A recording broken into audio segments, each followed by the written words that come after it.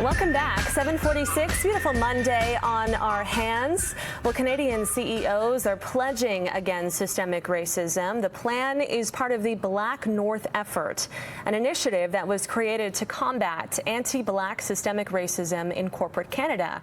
And joining us now is Stephanie Allen for our weekly conversation on this topic. Hi, Stephanie. Thanks for joining us once again.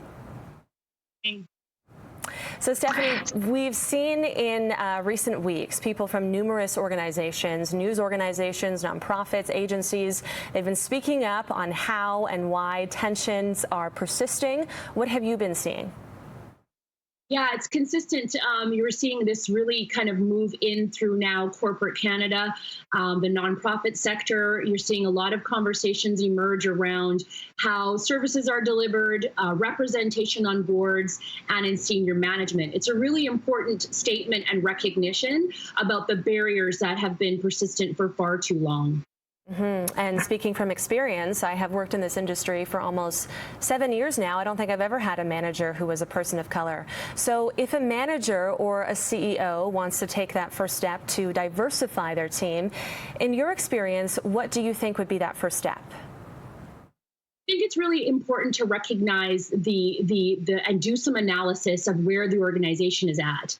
The last thing that anyone wants, either a new employee or the organization, is to bring people on when they're not ready, to really recognize that people from different backgrounds have skill sets that should be recognized, that their lived experience is actually a bona fide resume qualification oftentimes in the work that's being done. The other thing is to be prepared to empower those folks in decision-making spaces and really make sure their voices are heard. Oftentimes these things can go off track when people are brought on, but not really given that empowerment and really just done as a quote unquote diversity hire. So it's really got to be a meaningful change in the organization, and it's got to connect directly with the products and services that are being delivered by that organization, because it's also important to make sure that the folks that are shopping with these organizations or being served by these nonprofits are really feeling that the people that are in place are empowered to address their needs. Unconscious bias, that is something we're starting to see take place in more workplaces now. How could unconscious bias play into the hiring process?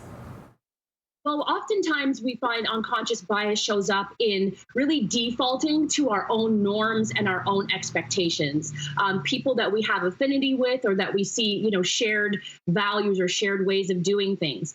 Sometimes it shows up by saying, someone is a good fit, or someone has really reflected our organizational culture. So perhaps when we look at that, we should think about not necessarily just hiring for fit, but hiring for people that are qualified, recognizing that for some people, women, people of color, people with disabilities, that they're going to not necessarily have had the same opportunities, even though they may have the same excellent skill sets and be able to perform really well in the job.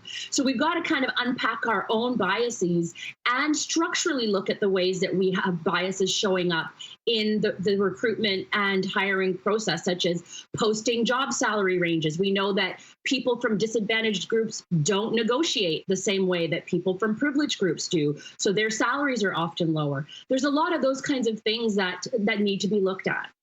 So much to think about, and we know investing in diversity and inclusion can pay off in the long run. Stephanie, unfortunately, we are out of time this morning, but thank you once again for joining us. We'll chat with you next Monday. Mary. All right, that is Stephanie Allen. She's with the